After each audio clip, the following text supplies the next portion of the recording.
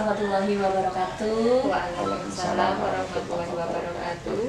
Salam sehat, salam sejahtera, salam bahagia semua calon guru penggerak Indonesia, Bapak Ibu guru hebat semua yang ada di Indonesia. Baik, jumpa kembali bersama kami calon guru penggerak angkatan 5 dari Kabupaten Mojokerto. Di sini saya bersama dengan teman saya yaitu Ibu Indah Wahyujati. Kita dari SMKN 1 Pungging, di mana saat ini saya sudah bersama Bapak Wakakurikulum SMKN 1 Pungging, yaitu Bapak Herianto, SPD MPD, di mana beliau menurut saya sosok figur seorang guru yang selama ini menginspirasi kami untuk terus belajar, bersemangat belajar. Begitu Bapak, saya terima kasih atas waktunya dan kesempatannya untuk hari ini bisa bertemu dan kita bisa berbagi pengalaman ya Pak Heri. Oke, baik Pak Heri, dalam kesempatan ini saya ingin menanyakan beberapa hal. Bagaimana Pak Heri dapat melakukan identifikasi terhadap kasus-kasus yang merupakan mengandung dilema etika atau bujukan moral yang ada di SMKN 1 Pungging.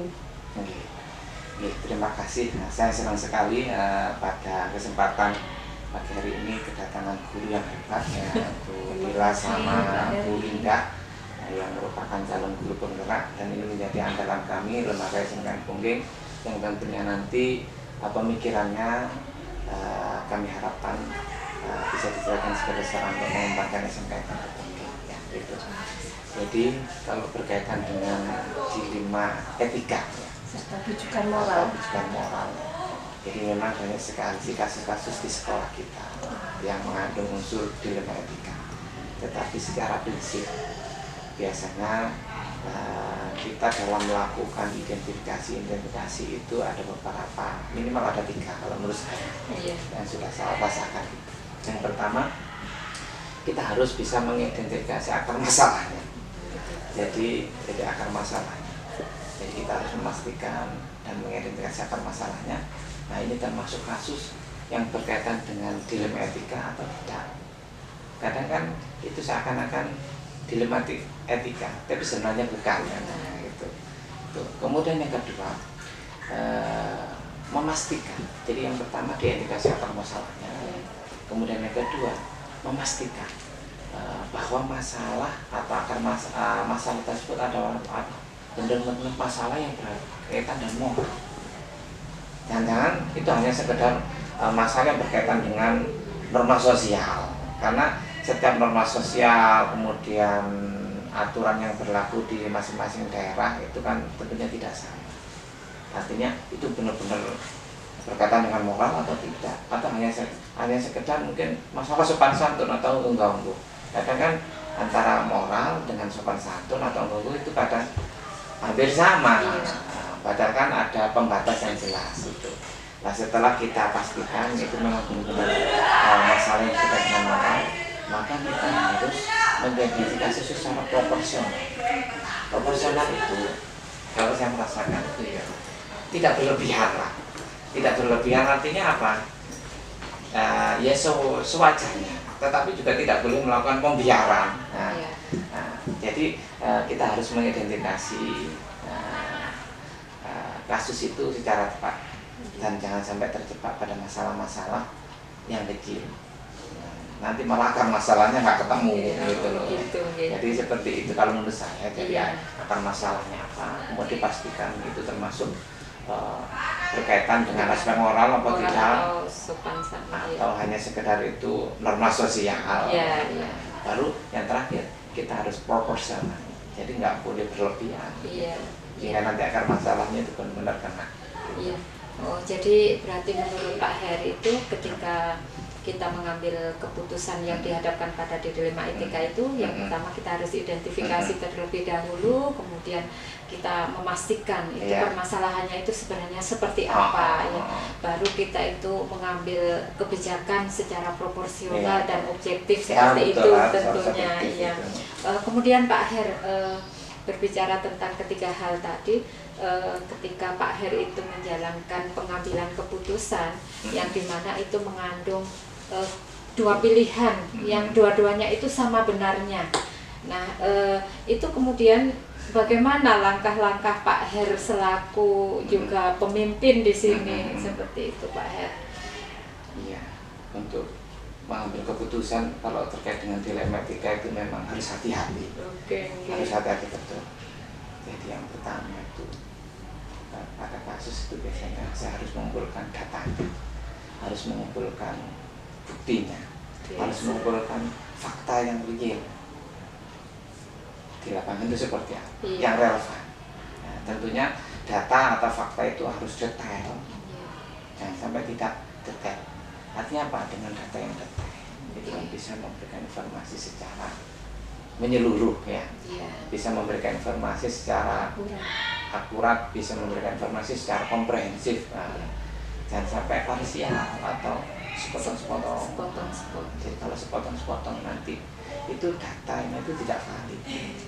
Kalau tidak valid, nanti pada saat kita mengambil keputusan, tentunya itu keputusan yang kita ambil itu tidak tepat, tidak sesuai, dan tentunya tidak bisa dipertanggungjawabkan.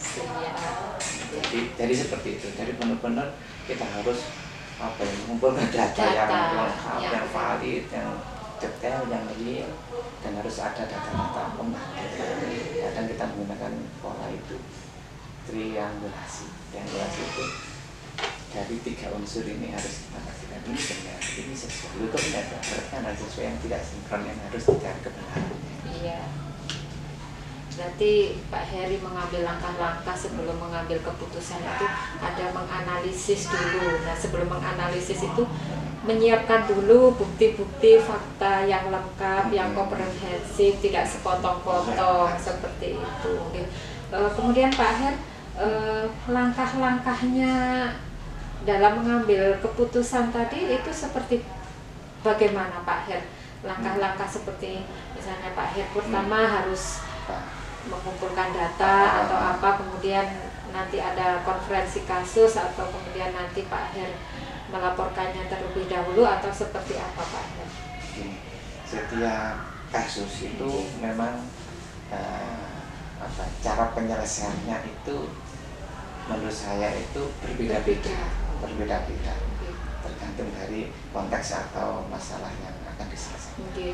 Tetapi secara prinsip itu ada beberapa hal yang menjadi prosedur lah, langkah-langkah di dalam mengambil keputusan apalagi terkait dengan dilema etika.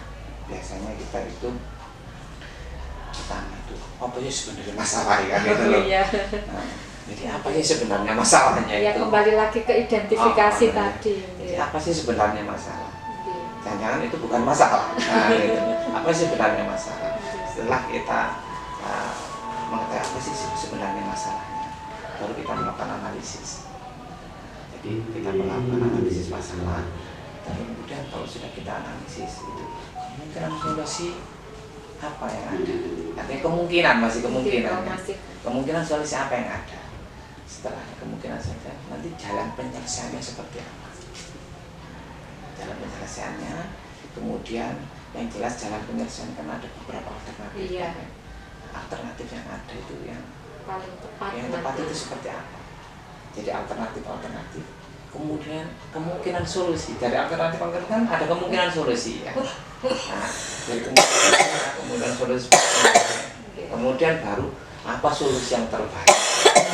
Apa solusi yang terbaik? Penentuan solusinya itu seperti apa? Dan kalau sudah kita menentukan solusi yang terbaik, yang jelas itu bagaimana cara menerapkan solusinya, aksinya ya Pak ya. Jangan sampai ini solusinya seperti ini, tapi tidak dijalankan. Dan kalau sudah dijalankan, itu yang paling penting adalah kontrol. Artinya kontrol itu penting. Kalau tidak dikontrol, walaupun solusinya baik, tapi kalau tidak ada kontrol, ya sama saja. Siap. Ya, jadi secara umum seperti itu, tetapi tetap setiap kasus dilema etika itu memang penyelesaiannya beda-beda dan juga pendekatannya beda-beda, tetapi secara umum seperti itu. Baik Pak Heri, jadi saya dengan Bu Indah mendapatkan banyak ilmu ya dari Pak Her selaku kurikulum, di mana banyak hal yang harus segera bisa diselesaikan. Nah, tadi yang bisa saya garis bawahi adalah tergantung dengan kondisinya ya Pak, harus yang seperti apa dulu yang harus kita lakukan seperti itu, dan menggunakan prosedur, langkah-langkah yang harus mana dulu yang kita lakukan untuk mendapatkan sebuah solusi itu begitu. Lalu Pak Her, kira-kira hal yang selama ini dianggap efektif dalam pengambilan keputusan yang mengandung dilema etika seperti apa Pak Her? Jadi ada beberapa hal yang menurut saya efektif dalam pengambilan keputusan terkait dengan kasus dilema etika. Yang pertama, keputusan itu harus diambil berdasarkan peraturan yang menjadi kesepakatan bersama. Yang tentunya peraturan ini menjadi sesuatu yang memiliki kebenaran yang universal. Itu menjadi pedoman, menjadi guidance, menjadi panduan bagi seorang pemimpin di dalam mengambil keputusan. Terus yang tidak kalah pentingnya bahwa peraturan, saya katakan peraturan itu bukan sesuatu hal yang kaku, bukan sesuatu yang harga mati. Tetapi peraturan itu yang penting adalah memiliki ruh. Peraturan itu harus bisa untuk mendidik siswa atau mendidik anak-anak kita akan memiliki moral yang baik, akhlak yang baik, kepribadian yang baik, kemudian memiliki karakter yang baik, dan tentunya memiliki kedisiplinan, dan kedisiplinan didasari atas kesadaran, bukan keterpaksaan. Gitu. Terus juga ada yang efektif juga biasanya itu melakukan pendekatan secara personal dan juga pendekatan secara psikologis, ini efektif untuk menangani masalah dilema etika. Baik Pak Her, berarti Pak Her sudah mengacu pada kebenaran yang universal ya Pak Her. Lalu tantangannya apa Bapak dalam mengambil keputusan yang mengandung dilema etika ini? Tantangannya itu banyak tantangannya. Kita kan dihadapkan pada sesuatu hal yang harus memilih, ya. Memilih dalam artian ini benar atau salah. Kemudian ada juga pertimbangan kita kadang kita mengambil keputusan benar, tetapi juga bertentangan. Jadi kadang juga ada baper-bapernya sedikit itu loh. Itu biasanya baper-baper sedikit itu kadang itu, tetapi ada pendekatan menurut saya itu yang bisa dijadikan pedoman pada saat kita mengambil atau menyelesaikan masalah dilema etika itu. Kita harus menggunakan pendekatan ilmiah, kemudian juga pendekatan alamiah. Jadi pendekatan ilmiah itu harus rasional, harus logis, harus masuk akal. Dan yang kedua empiris itu penting. Empiris itu maksudnya kan bisa diindra, itu bisa dibuktikan, bisa diamati, bisa dikomunikasikan, bisa didengarkan dan bisa dirasakan. Itu namanya empiris, dan kita harus menyelesaikan itu secara sistematis. Langkah itu memudahkan. Tapi juga ada masalah yang harus menggunakan pendekatan alami itu kadang kita harus berpikir out of the box, tidak berpikir seperti biasanya. Ada masalah kalau diselesaikan secara bebas harus tidak selesai. Terus kita akan menyelesaikan dengan sederhana sampai itu bisa menyelesaikan masalah. Jadi seperti itu. Berarti sangat ilmiah sekali langkah-langkah yang dianggap efektif oleh Pak Her seperti tadi, tetapi juga tidak berpatokan secara itu. Kita juga bisa fleksibel walaupun berdasarkan aturan, tetapi bisa secara fleksibel seperti itu. Kemudian Pak Her, ketika tadi nih kembali lagi Pak Her dihadapkan pada pengambilan keputusan yang di situ ada dilema etika, itu strategi yang Pak Her lakukan maksudnya adalah apakah keputusan itu ketika dihadapkan pada masalah seketika itu Pak Her memberikan keputusan, atau mungkin Pak Her ada penjadwalan khusus atau seperti apa Pak Her? Jadi masalah itu sebenarnya lebih cepat lebih baik diselesaikan. Tetapi ada kalanya bahwa masalah itu memang harus ditunda untuk penyelesaian. Lihat konteks masalah. Jadi kalau memang masalah itu membutuhkan proses penyelesaiannya dengan waktu lama, kan ada schedule, ada penjadwalan. Jadi sehingga nanti bukti-bukti itu harus lengkap, terus informasi-informasi yang kita dapat itu harus akurat dan juga bisa dipertanggung. Jadi ya tergantung konteks masalahnya. Siap. Nah, tapi prinsipnya lebih cepat lebih baik. Lebih cepat lebih baik agar cepat terselesaikan. Gitu, jadi masalah yang dihadapi juga tergantung dengan masalah apa dulu ya Pak. Oke, baik. Adakah seseorang atau faktor-faktor yang selama ini mempermudah atau membantu panjenengan dalam mengambil keputusan? Dalam mengambil keputusan. Kira-kira Seseorang ya? Iya, seseorang. Atau faktor-faktor apa yang membantu menguatkan? Jadi gini, dalam mengambil keputusan itu kita juga menggunakan pendekatan kolaboratif. Kolaboratif itu artinya bahwa kadang keputusan itu bisa kita ambil secara langsung, tetapi juga kadang perlu timbuk yang kuat. Kalau ada masalah terkait dengan misalnya pembelajaran, maka saya biasanya kolaborasi dengan tim saya. Ada staf KPM, staf evaluasi, dan juga staf pengembangan pembelajaran. Jadi data itu saya kumpulkan dari situ baru kita memutuskan.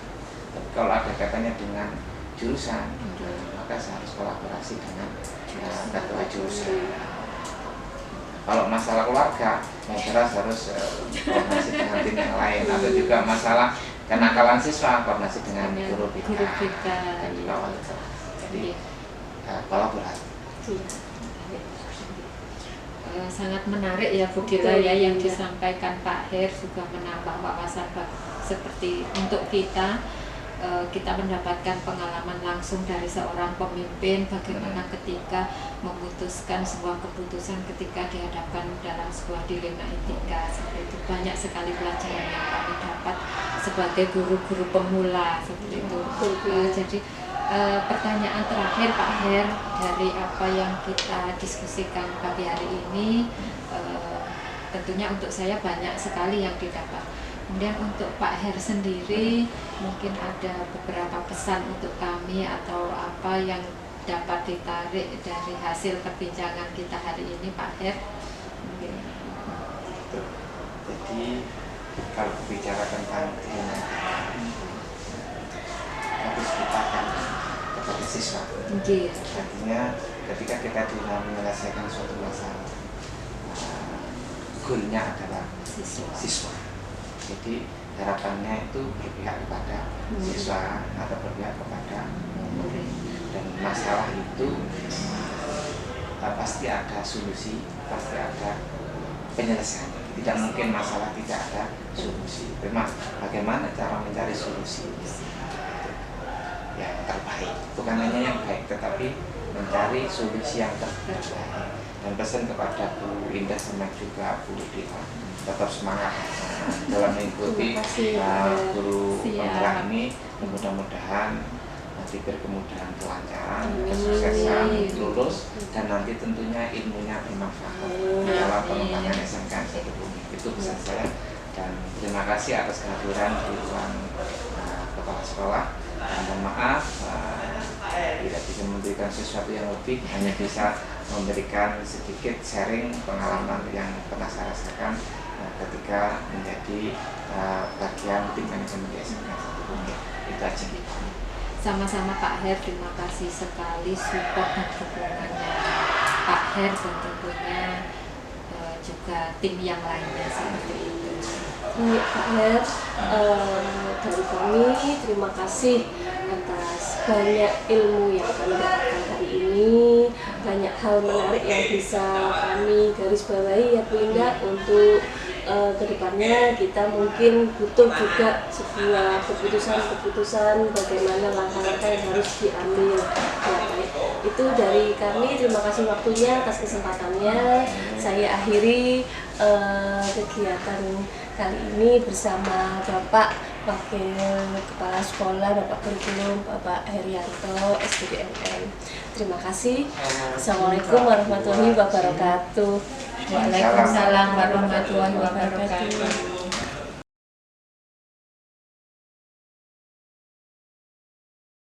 Assalamualaikum warahmatullahi wabarakatuh.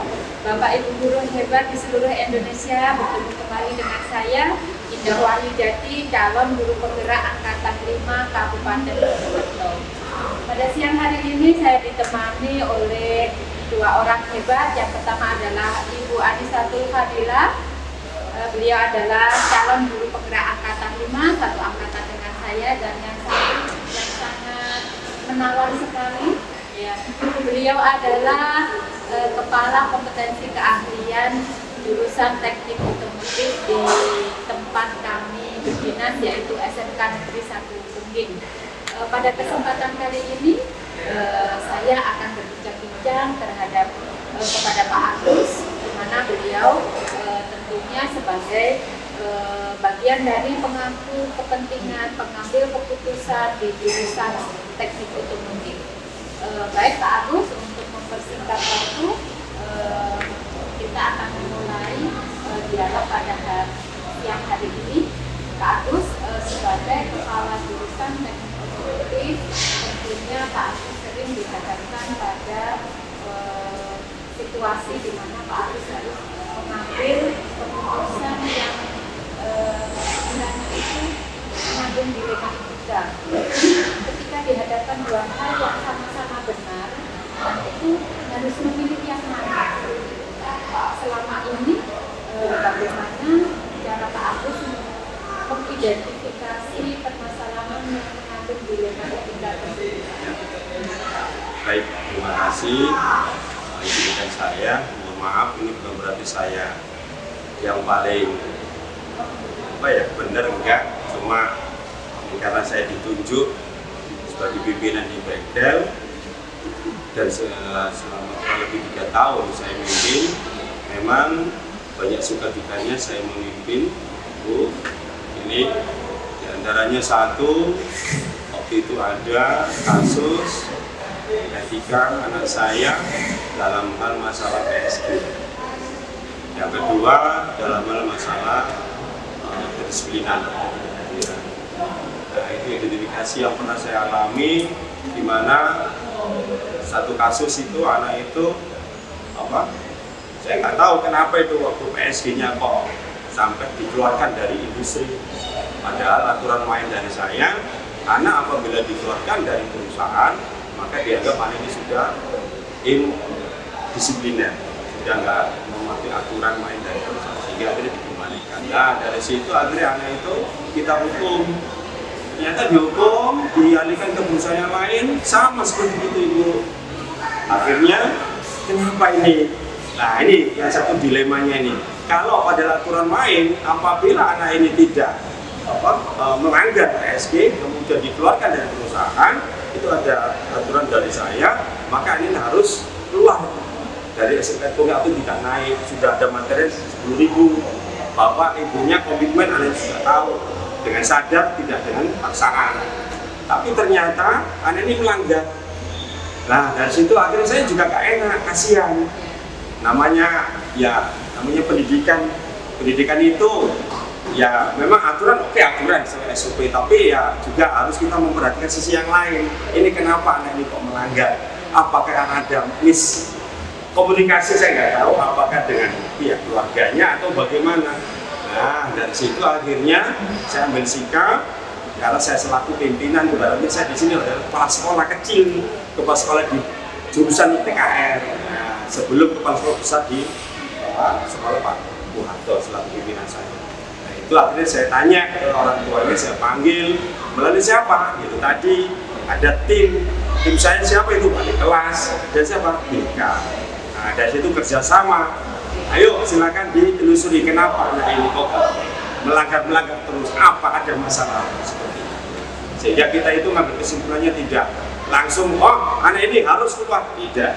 Kita tetap masih ada tuposlilo. Karena apa? Pendidikan itu satu, kita itu tidak hanya mengajarkan keilmuan saja, tapi juga memberikan yang lain. Guru itu kan Nggak hanya sebagai pengajar, juga pengayom, pendidik, merubah karakter gitu. Percuma kalau anak itu pinter tapi karakternya jelek. Nah, seperti itu. Oke, baik. Berarti Bapak pernah dihadapkan dengan permasalahan yang mengandung dilema, di Siap. mana di sini rasa keadilan lawan rasa kasihan. Iya, betul. Iya.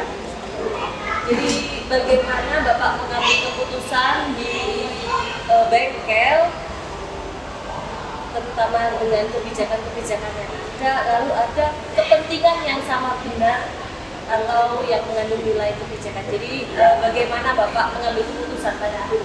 Nah, kemudian akhirnya saya panggil orang tuanya, kenapa ini anak gini? Ternyata kesimpulannya anaknya itu broken home. Nah, antara orang tua, bapak ibunya ini memang terjadi percekcokan, sehingga anak itu nggak tahu apakah stres, pikir orang tua gini, akhirnya ketika PSG dia nggak bisa betul, nggak bisa konsentrasi. Itu yang di PSG. Ada lagi yang kedisiplinan, anaknya nggak hadir, juga sama seperti gitu. Ternyata diselidiki, saya juga mohon maaf, orang tua, masalahnya pada orang tua. Nah, akhirnya setelah saya panggil itu, akhirnya juga kita nggak enak Bu, saya selaku pimpinan pimpinan kecil, saya ngomong ke pimpinan besar saya Pak Muharto, Pak mohon izin Pak, anak ini seperti gini. Monggo Pak Agus silakan selesaikan, kalau nggak bisa monggo ke saya. Alhamdulillah akhirnya dengan kita rangkul lagi orang tua kita aja omong enak-enakan, akhirnya dia mau, akhirnya anaknya bisa merubah sikap. Inilah Ibu ya, semacam keindahan kita mengubah karakter anak tadi ini. Ini memang nggak mudah. Kita di sini 8 jam mengajar, sementara di rumah kan 16 jam. Nah ini memang terkait kerjasama orang tua dengan kita. Jadi memang sungguh saya memang nggak sampai saklek lah, janganlah. Apalagi buka pipa, janganlah dikeluarkan. Nah ditelusuri kenapa, ada masalah apa. Kecuali kalau mohon maaf, ketika mencuri, pernah kejadian Ibu mencuri HP-nya mekanik. Nah itu memang mohon maaf, itu kan sudah ranah hukum. Nah itu mungkin yang nggak bisa saya maafkan, mohon maaf, sehingga akhirnya anaknya dengan sadar, orang juga dengan sadar, dengan syarat dia jangan dihukum, nggak apa-apa, tapi kembalikan HP-nya, tapi dengan syarat anaknya harus keluar dari hukum. Itu mohon menyadari. Dari banyak pengalaman yang terjadi ya Bapak, lalu menyesuaikan dengan masalah apa yang dihadapi panjenengan selama ini. Nah, kira-kira adakah langkah-langkah atau prosedur yang bisa dilakukan, tahapan-tahapannya? Tahapan-tahapan yang saya lakukan itu tadi, pertama ketika ada kasus, saya panggil walasnya, kemudian koordinasi dengan BK, kemudian kita temui orang tuanya, ya pasti dengan surat panggilan, yang manggil bukan saya tapi pimpinan dari sekolah, sudah akhirnya datang ke BK, kemudian kita ajak ngomong, ini lembut masalah di sini seperti itu, atau diskusi seperti itu, sehingga akhirnya ketemulah win-win solusinya. Intinya yaitu tadi, kita cuma mendidik anak, anak bangsa. Siap, nggak langsung hantam kerowong, enggak lah. Kita kan guru itu kan di gugulan gitu. Kemudian Pak Agus, nanti kan akan tahapan. Siap. Kemudian yang Pak Agus itu yang paling penting mungkin dari beberapa pengalaman Pak Agus menghadapi permasalahan siswa, kira-kira pengalaman langkah-langkah yang paling efektif, kemudian nanti sehingga efeknya ke anak itu bisa diceritakan Pak, yang paling efektif. Yang paling penting waktu itu memang anaknya nggak tahu Bu ya. Ketika saya panggil dia kepada orang tua di BK, kemudian kita kasih penjelasan, masukan, saya ambil hatinya anaknya, timbul rasa penyesalan anaknya, sehingga anaknya nangis. Akhirnya silakan, ayo kamu minta maaf, sujud buat orang. karena barokahnya orang tua adalah ibu itu utama gitu. Akhirnya dia nangis. Mungkin ini tersentuh. Alhamdulillah saya bisa apa ya? Seperti itu. Betul, memang guru harus. Jadi intinya kita ambil dulu hatinya. Iya, betul. Ketika anaknya itu sudah nyaman dengan kita, akan kita berikan masukan. Ya, siap. Ini akan bersyukur Siap. dan melakukan. Memang namanya anak Bu ya, kita memang ya guru harus pandai-pandai dong Bu ya. Pandai gak harus ya, kita juga punya pola lah untuk mendidik anak bangsa katakanlah seperti itu. Jadi kita apa ya, kita rangkul lah, kita kan ada masalah apa gini-gini. Kan nggak harus materi praktek, ya, hanya itu saja. Skill oke, tapi juga karakter juga. Ibaratnya kalau sekarang kan namanya soft skill. Ya. Soft skill harus kita tanamkan juga. Artinya Bunda, Pak Agus sudah bisa memotivasi anak dari dalam diri anak itu sendiri untuk menyentuh hati. agar anak tahu atas kesalahannya, sadar. Pembelajaran yang sangat menarik untuk kita Betul ambil sekali. dulu hatinya, sentuh dulu. Kemudian Pak Agus ketika dengan menjalankan selama ini sebagai pimpinan di sini, kemudian mengambil keputusan seperti tadi, ada tidak Pak Agus tantangan yang dihadapi selama ini? Pasti ada Bu, namanya apa Bu ya, hidup di dunia itu mesti nggak ada lah Tuhan, mulus ya, pasti ada goncangan dari dalam ada, dari luar ada. Kalau dari dalam ya apa Bu ya, ada satu dari tanda kutip teman-teman atau guru, rekan-rekan guru yang memandang kita sebelah mata gitu, oh cari gini-gini, ya itulah pastilah ada. Cuma saya nggak pernah mengharapkan itu. Ya kita tulus saja lah. Iya. Siap. Berarti aku juga mungkin tantangannya adalah perbedaan pola pikir. Iya. Kemudian Pak Agus ketika dengan dihadapkan pada masyarakat dan harus segera mengambil keputusan, itu Pak Agus ketika itu mengambil keputusan atau mungkin dengan menjadwalkan atau bagaimana? Ya, pasti akan kita jadwalkan, pasti akan kita schedule. Jadi schedule, kita panggil lagi, kemudian kita koordinasi, saya nggak selaku pimpinan langsung otoritas, tidak Bu, pasti karena kesusunan pimpinan saya jalan pemimpin itu kan ada dari rekan-rekan kerja yang lain. Jadi saya panggil Waras, kemudian saya panggil BK, kapan ini kita untuk jadwal untuk memanggil orang tua seperti ini. Intinya pastilah ada komunikasi. Nah, Bapak, baik bila kita banyak sekali mendapatkan ilmu, wawasan, pengalaman dari Bapak Agus. Baik Bu Indah, dari semua yang disampaikan oleh Bapak, pembelajaran apa yang kira-kira bisa dipetik dari percakapan kita pada sesi ini, Bapak? Keputusan yang mengambil dulu. Ya intinya saya baru kali ini 3 tahun selaku pimpinan merasakan ini ya, keluh kesahnya seorang pemimpin. Ya kita nggak hanya mengatur masalah bengkel, kurikulum, terus kemudian saya mentransfer saya selaku seorang pengajar, tapi juga ada sisi yang lainnya yang ternyata ada anak yang perlu diperhatikan, anak perlu diperhatikan. Nah, dari situ akhirnya saya juga harus belajar untuk bisa menyelami, untuk bisa sabar lah, untuk membimbing, mengayomi, melindungi kebutuhan. Jadi Pak Agus juga berpihak kepada murid. Pastilah. Pasti. Nilai-nilai kebenaran universal dan pastinya tidak ada yang diribut kan. Tapi mohon izin, tanda kutip tanda yang tidak bisa ditolerir adalah ketika melanggar aturan di kampus seperti mencuri, mohon maaf. Nah, seperti itu mohon maaf, memang nggak bisa. Hukum ya. Melanggar tidak. Betul.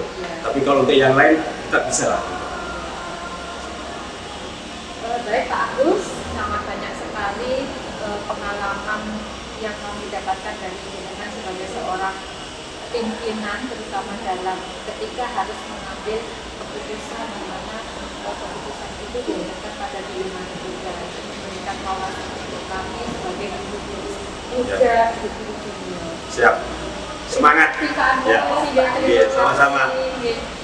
Demikian Bapak Ibu guru hebat di seluruh Indonesia, percakapan kami calon guru penggerak dengan Ketua Kompetensi Keahlian Teknik Otomotif. Semoga bermanfaat, kurang lebihnya kami mohon maaf. Wassalamualaikum warahmatullahi wabarakatuh. Waalaikumsalam.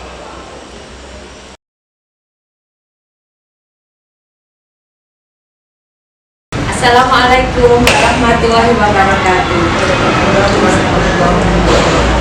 Bapak Ibu guru hebat di seluruh Nusantara, bertemu kembali dengan saya Indah Wahyujati, calon guru penggerak Angkatan 5 dari Kabupaten Mojokerto, dari SMK Negeri 1 Tungging, Kabupaten Mojokerto. Kali ini saya tidak sendiri, saya akan ditemani dengan dua rekan saya hebat-hebat, yaitu yang pertama Ibu Anisatul Fadila Eskom. Selamat pagi Bu Dila. Beliau adalah sesama calon guru penggerak Angkatan 5. Kemudian saya juga ditemani dengan guru hebat di mana saya mengajar, senior saya Ibu Eti Prasetyowati SPD. Selamat pagi Bu Eti.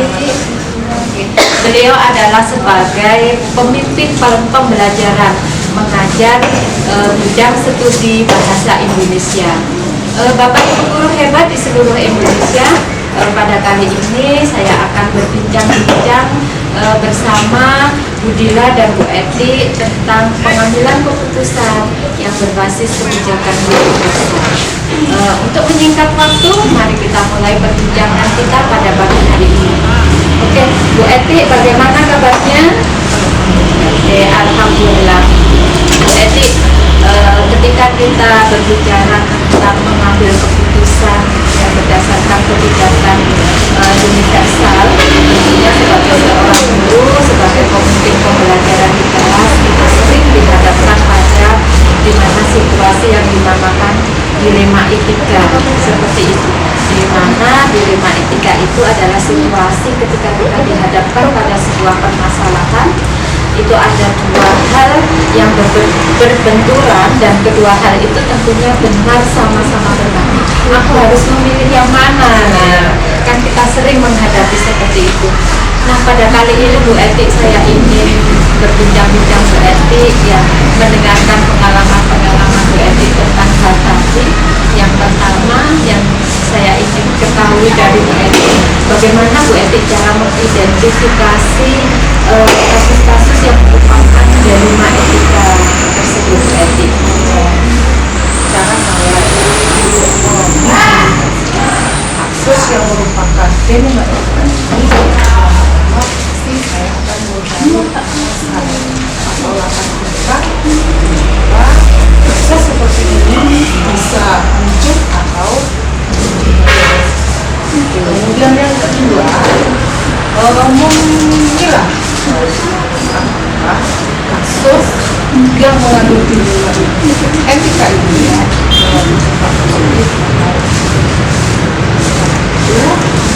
kalau kasus seperti ini, jadi saya hanya tinggal agar tidak mengulang atau tidak jadi positif yang tidak memberikan tapi hari ini siswa maka saya mengumpulkan motivasi agar siswa ini bisa mengubah sikapnya dengan pola pikir yang positif sehingga tidak merusak. Menarik sekali ya Bu Eti. Dan Bu Eti sepertinya juga kalau permasalahannya benar sama benar, artinya juga ada dilema juga ya Bu Eti ya. Kebingungan Iya. Baik Bu Eti, selama ini Bu Eti bagaimana Ibu menjalankan pengambilan keputusan di kelas ya Bu ya, terutama untuk kasus-kasus di mana ada dua kepentingan yang ternyata ini sama-sama benar atau ini sama-sama mengandung nilai kebijakan. Bagaimana, Bu? Kalau ada kasus yang sama-sama mengandung kebijakan, mungkin agak sulit atau menyulitkan bagi saya untuk mengambil keputusan itu, karena ini sama-sama benarnya. Iya. Biasanya cara saya untuk mengambil keputusan agar keputusan ini lebih bijaksana, karena yang pertama saya mengidentifikasi masalah dulu. Kemudian yang kedua, mencari atau menggali informasi untuk menghadapi atau menangani permasalahan tersebut. Baik informasi atau pihak yang sudah berpengalaman dalam kasus yang terkait. Lalu yang kedua, dengan menggunakan pengetahuan dan keahlian saya untuk memutuskan atau menangani kasus ini, maka saya akan memberikan masukan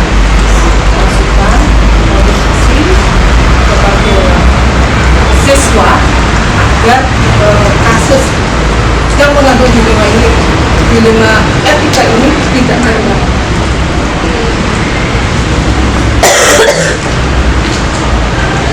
Baik, berarti saya dapat banyak pengalaman juga nih akhirnya dari Bu Eti.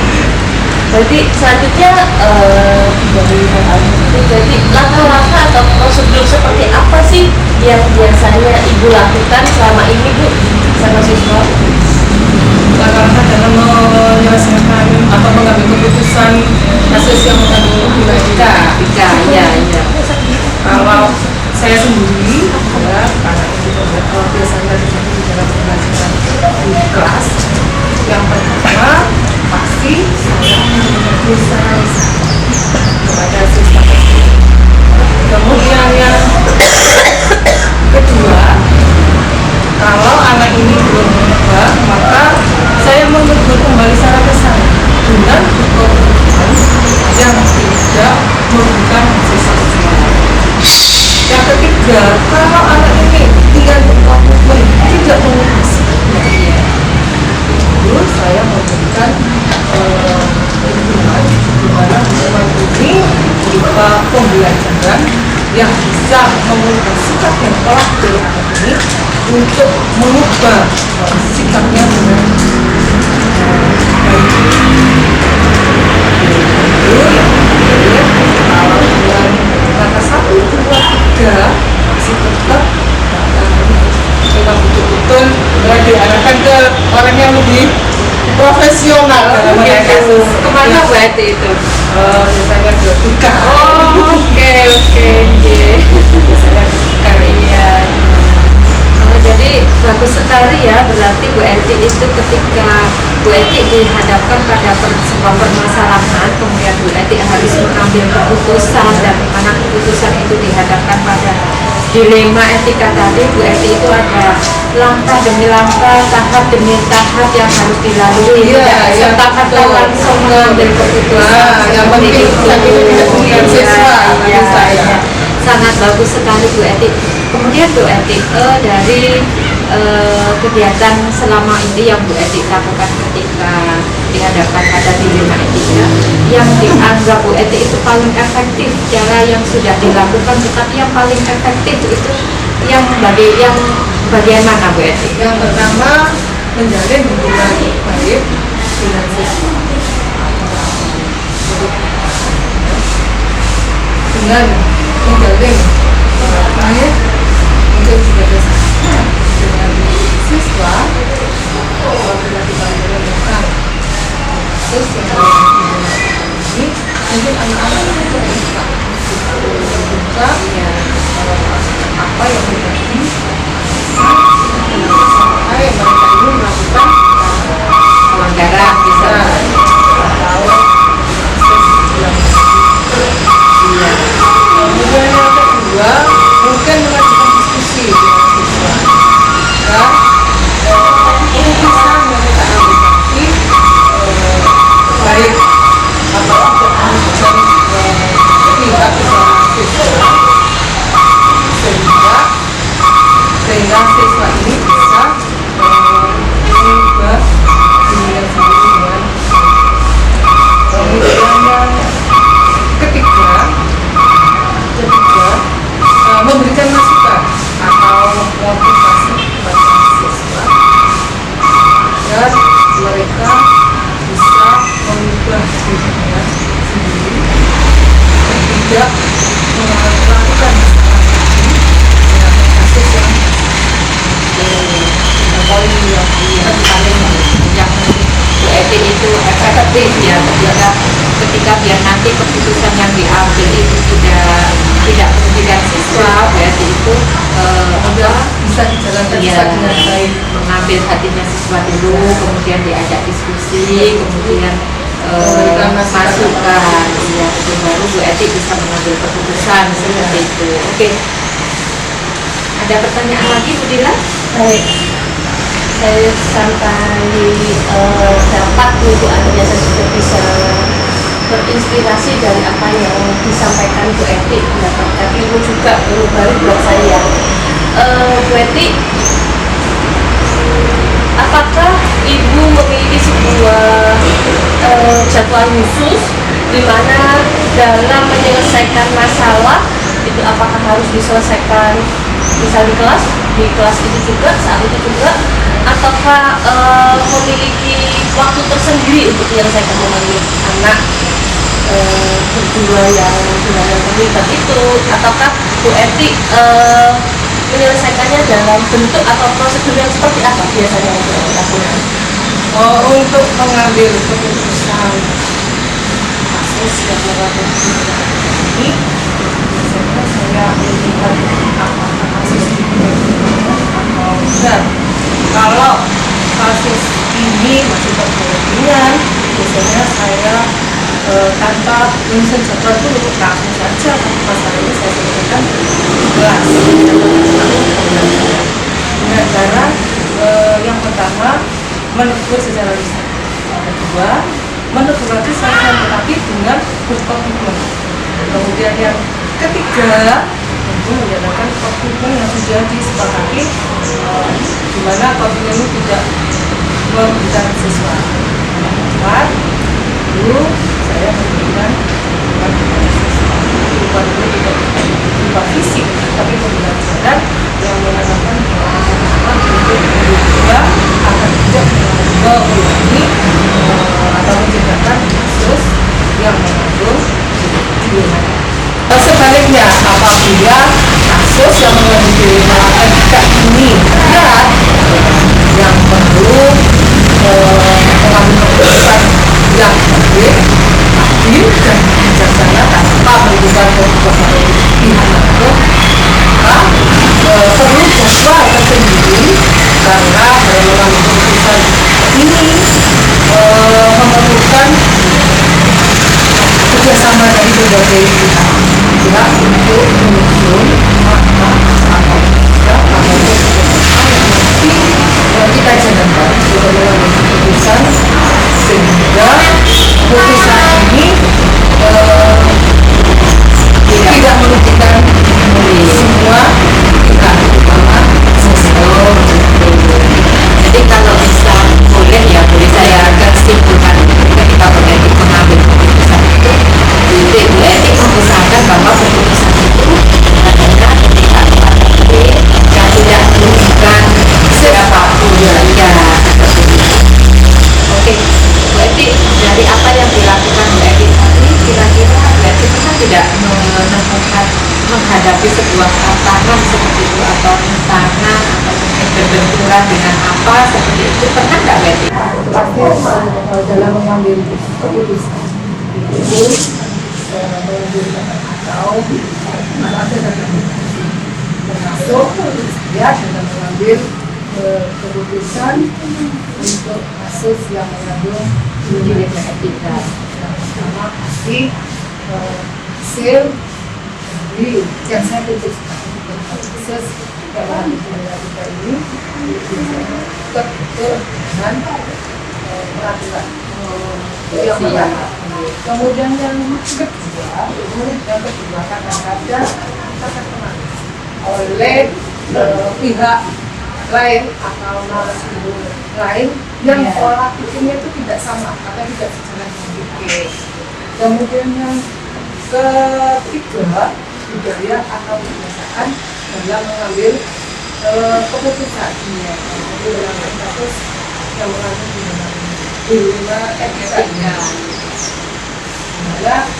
dalam mengambil keputusan kasus ini kita biasanya tidak memandang positif atau negatif. Jadi kasus ini itu yang namanya berarti kalau tantangannya Bu Edi hadapi, kalau saya analisa dengan 4 paradigma dilema etika itu, berarti Bu Edi itu menempati di itu rasa keadilan dan kasihan. Yang pertama, Bu Edi itu ingin memberikan kasihan kepada murid, mengetahui dulu latar belakang permasalahan, tetapi itu benturan dengan aturan seperti tadi. Juga Bu Edi itu akhirnya nanti juga berada di posisi individu lawan kelompok. Makanya itu. Iya, seperti itu. Oke. Kemudian Bu Edi, ada tidak seseorang yang ketika Bu Edi menghadapi hal seperti itu, seseorang yang berbeda atau membantu Bu Edi ketika mengalami harus mengambil keputusan yang dihadapkan pada dilema etika? Ada tidak Bu Edi? ini kan sebagai orang yang sosial, orang yang asli hubungan kita mempunyai masalah untuk mengambil keputusan pada kasus siswa sehingga Iya. pasti ya kita bisa memberikan solusi terhadap masalah. Yang kedua, mungkin karena ini masalahnya terjadi di kelas, dan karena itu dalam sekolah ini adalah sekolah itu. Karena di sekolah juga dalam pegangan kasus ya. Oh gitu. Jadi Bu Edi juga memikirkan ya seperti itu. Maksudnya tidak diatasi sendiri, kadang-kadang Bu Edi memerlukan meminta informasi dari pihak-pihak yang sangat dekat dengan murid tadi. Kita juga akan keputusan ini bisa dilakukan Boleh. beberapa pihak. Oke, siap-siap. Baik, Bu Edi, menarik sekali Bu Edi dari kasus yang pernah di pengalaman dari Bu Edi mengandung dilema etika tersebut. Lalu Bu Edi di akhir kegiatan kita wawancara pada pagi hari ini, saya ingin tahu pembelajaran apa yang kiranya dapat Ibu petik dari pengalaman Ibu dalam mengambil keputusan dilema etika. Manfaat atau pembelajaran yang bisa kita ambil dari pengambilan kasus yang mengandung yang pertama, bahwa pengambilan keputusan yang mengandung terus hak ada siswa atau kita harus menggunakan siswa. Kemudian yang kedua, keputusan ini harus mengacu pada kebenaran universal. Maksudnya keputusan ini tidak memberikan atau memihak salah satu pihak. Kemudian yang ketiga, keputusan ini harus bisa dipertanggungjawabkan. Misalnya yang manfaat atau pembelajaran yang kita ambil dari pengambilan keputusan sosial. Terima kasih Bu Edi atas pengalamannya, sharing dengan Sama-sama, kami. Dimana yang bisa saya garis bawahi di sini adalah sebagai guru penting sekali untuk kita menjalin komunikasi yang baik dengan siswa kita. Kita bisa menjadi sahabat, dimana dengan komunikasi itu siswa dengan kita sebagai seorang guru bisa banyak melakukan keterbukaan.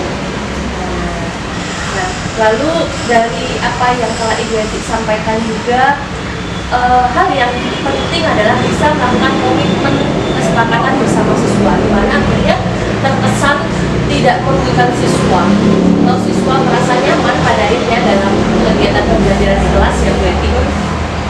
Dan kita sebagai guru adalah tetap mengacu kepada nilai-nilai kebenaran universal serta bisa mempertanggungjawabkan dengan baik. Gitu ya Bu Eti. Mungkin ada tambahan dari Bu Indah, silakan Bu Indah. Oke, dari percakapan pagi hari ini ya, kita menyimak pengalaman Bu Eti ketika dihadapkan pada gimana Bu Eti itu ketika harus mengambil keputusan yang dihadapkan pada dilema etika, ternyata itu garis besarnya yaitu Bu Eti itu benar-benar berusaha keputusan yang diambil itu berpihak kepada murid dan juga tidak merugikan siapapun seperti itu. Sangat menarik sekali dan sangat luar biasa ya. Baik Bu Eti ya, sekiranya cukup sekian perbincangan kita pagi hari ini. Terima kasih banyak atas Bu Eti pengalaman yang diberikan kepada kita ya. Akhirnya oke, Bapak Ibu guru hebat di seluruh Indonesia, demikian perbincangan pagi hari ini. Saya dan Bu Dila bersama pemimpin pembelajaran yaitu Bu Eti. Semoga bermanfaat, kurang lebihnya mohon maaf. Akhirnya wassalamualaikum